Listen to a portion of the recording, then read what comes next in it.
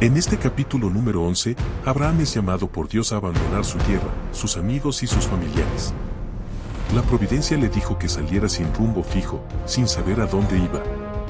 Al desconcierto, se le agregó el hambre, la huida hacia Egipto y las mentiras que dijo de Sara. Compartamos estos capítulos que hablarán de la increíble vida de Abraham.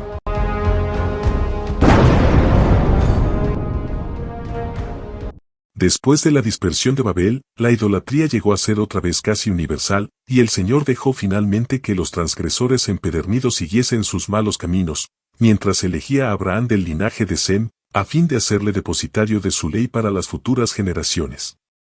Abraham se había criado en un ambiente de superstición y paganismo.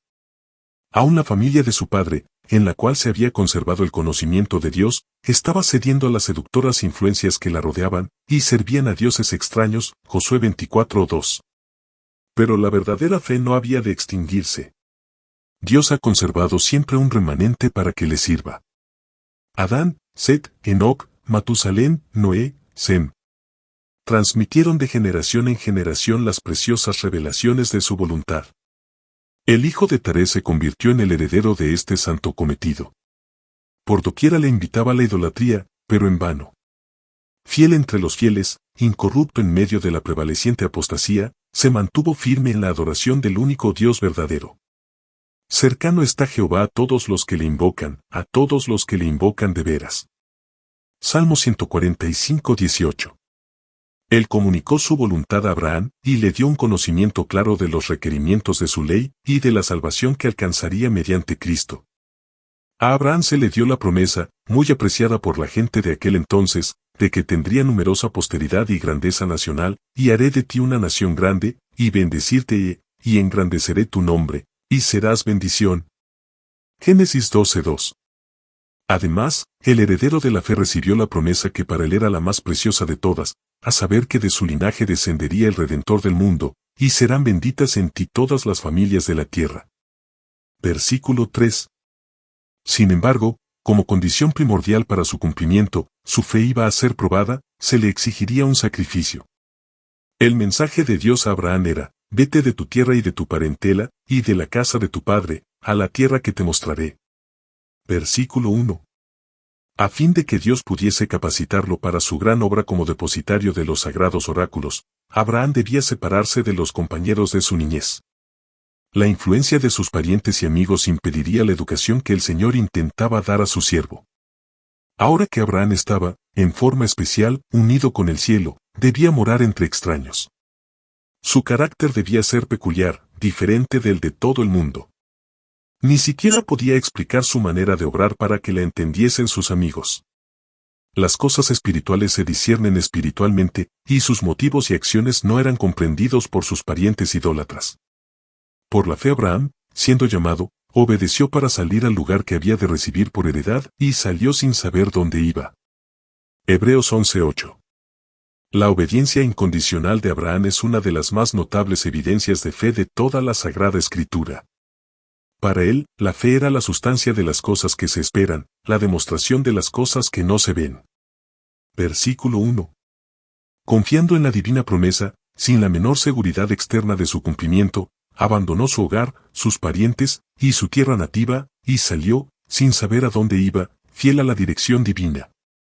Por fe habitó en la tierra prometida como en tierra ajena, morando en cabañas con Isaac y Jacob, herederos juntamente de la misma promesa. No fue una prueba ligera la que soportó Abraham, ni tampoco era pequeño el sacrificio que se requirió de él.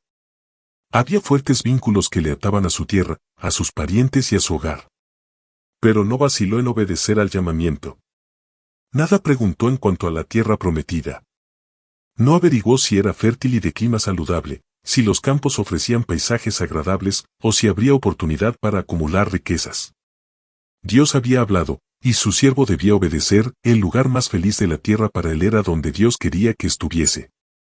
Muchos continúan siendo probados como lo fue Abraham. No oyen la voz de Dios hablándoles directamente desde el cielo, pero, en cambio, son llamados mediante las enseñanzas de su palabra y los acontecimientos de su providencia. Se les puede pedir que abandonen una carrera que promete riquezas y honores, que dejen afables y provechosas amistades, y que se separen de sus parientes, para entrar en lo que parezca ser solo un sendero de abnegación, trabajos y sacrificios. Dios tiene una obra para ellos, pero una vida fácil y la influencia de las amistades y los parientes impediría el desarrollo de los rasgos esenciales para su realización. Los llama para que se aparten de las influencias y los auxilios humanos, y les hace sentir la necesidad de su ayuda, y de depender solo de Dios, para que Él mismo pueda revelarse a ellos. ¿Quién está listo para renunciar a los planes que ha abrigado y a las relaciones familiares en cuanto le llame la providencia? No abandonó a Canaán, ni tampoco en su extrema necesidad se volvió a la tierra de Caldea de la cual había venido, donde no había escasez de pan, sino que buscó refugio temporal tan cerca como fuese posible de la tierra prometida, con la intención de regresar pronto al sitio donde Dios le había puesto. En su providencia, el Señor proporcionó esta prueba a Abraham para enseñarle lecciones de sumisión, paciencia y fe, lecciones que habían de conservarse por escrito para beneficio de todos los que posteriormente iban a ser llamados a soportar aflicciones. Dios dirige a sus hijos por senderos que ellos desconocen, pero no olvida ni desecha a los que depositan su confianza en Él. Permitió que Job fuese atribulado pero no le abandonó. Consintió en que el amado Juan fuese desterrado a la solitaria isla de Patmos, pero el Hijo de Dios le visitó allí, y pudo ver escenas de gloria inmortal. Dios permite que las pruebas asedien a los suyos, para que mediante su constancia y obediencia puedan enriquecerse espiritualmente, y para que su ejemplo sea una fuente de poder para otros. Los mismos sufrimientos que prueban más severamente nuestra fe, y que nos hacen pensar que Dios nos ha olvidado, sirven para llevarnos más cerca de Cristo, para que echemos todas nuestras cargas a sus pies, y para que sintamos la paz que nos ha de dar en cambio. Dios probó siempre a su pueblo en el crisol de la aflicción. Es en el fuego del crisol donde la escoria se separa del oro puro del carácter cristiano. Jesús vigila la prueba, Él sabe que se necesita para purificar el precioso metal, a fin de que refleje la luz de su amor. Es mediante pruebas estrictas y reveladoras como Dios disciplina a sus siervos. Él ve que algunos tienen aptitudes que pueden usarse en el progreso de su obra, y los somete a pruebas. En su providencia, los coloca en situaciones que prueban su carácter, y revelan defectos y debilidades que estaban ocultos para ellos mismos. Les da la oportunidad de corregir estos defectos, y de prepararse para su servicio.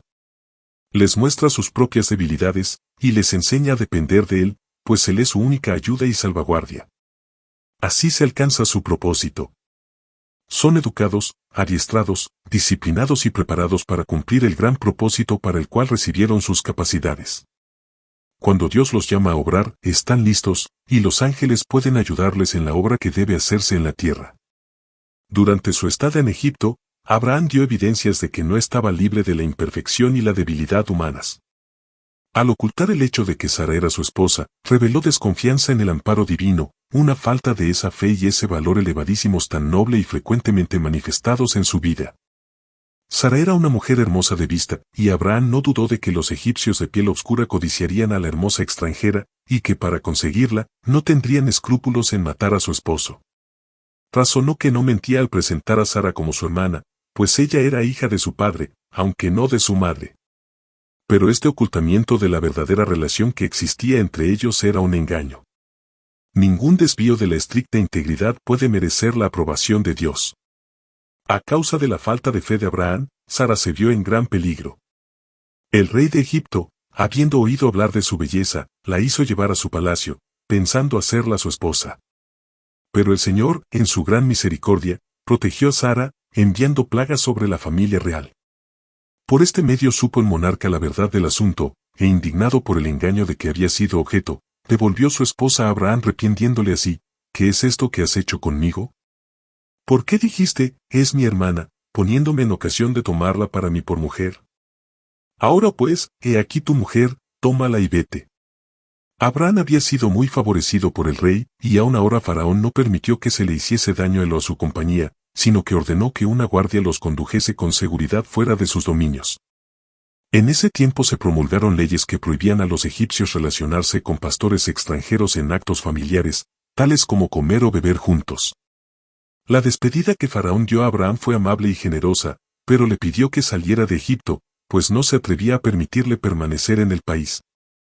Sin saberlo, el rey había estado a punto de hacerle un gran daño, pero Dios se había interpuesto, y había salvado al monarca de cometer tan gran pecado. Faraón vio en este extranjero a un hombre honrado por el Dios del cielo, y temió tener en su reino a una persona que tan evidentemente gozaba del favor divino. Si Abraham se quedaba en Egipto, su creciente riqueza y honor podrían despertar la envidia y la codicia de los egipcios, quienes podrían causarle algún daño, por el cual el monarca sería considerado responsable, y que podría atraer nuevamente plagas sobre la familia real. La amonestación dada a Faraón resultó ser una protección para Abraham en sus relaciones futuras con los pueblos paganos, pues el asunto no pudo conservarse en secreto. Era evidente que el Dios a quien Abraham adoraba protegía a su siervo, y que cualquier daño que se le hiciese sería vengado. Es asunto peligroso dañar a uno de los hijos del Rey del Cielo.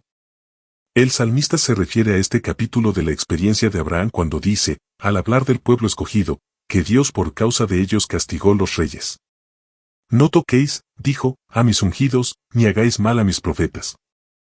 Salmo 105, 14, 15. Gracias por compartir este maravilloso capítulo con nosotros. En el siguiente, veremos la terrible discordia entre Abraham y Lot, la separación y los resultados horrendos que esto trajo. Si puedes colaborar con nosotros para hacer más videos como estos, mi teléfono está en la descripción del canal. Dios te bendiga.